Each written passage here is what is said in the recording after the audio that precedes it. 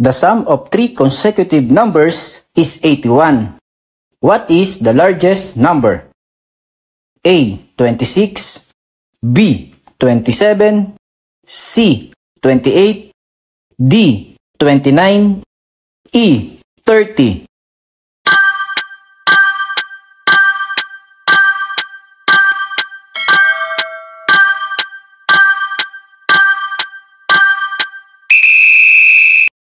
May video na tayo na nagawa regarding sa problem ngayon dito sa Earl's Review Channel.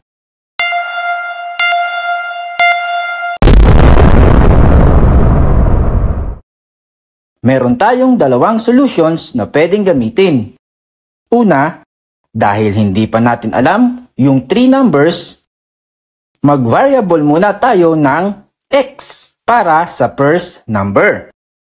X plus 1 naman para sa second number. At x plus 2 para sa third number. Add natin and then equals 81.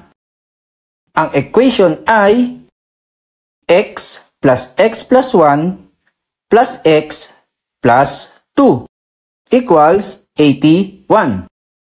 Add natin ang mga x. X plus x plus x, 3x, plus 1, plus 2, 3, equals 81.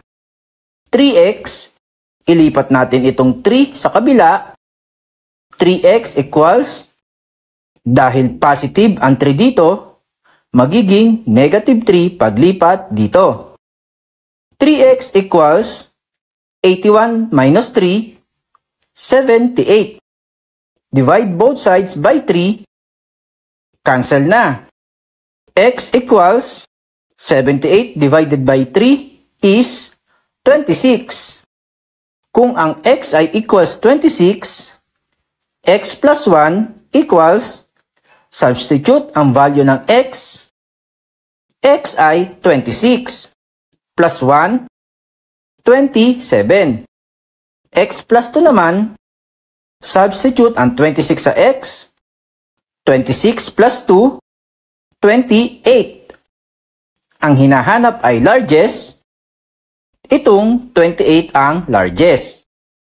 Pangalawang solusyon ay simple lang. Dahil 3 numbers, at ang total ay 81, divide lang natin.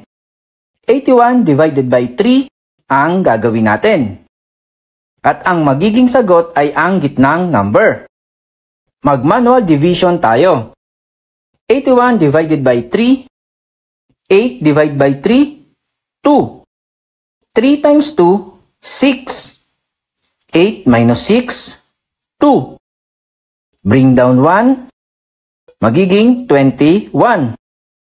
21 divided by 3, 7. 3 times 7, 21. 27 ang nakuhang sagot. At dahil consecutive, ibig sabihin sunod-sunod. Kung gitna yung 27, dito ay 26, at sa kabila naman ay 28. Ang largest ay 28. Kaya ang sagot ay C, 28. Sana nakatulong ang solution ngayon ka-review. Correct me if I'm wrong. Subscribe for more.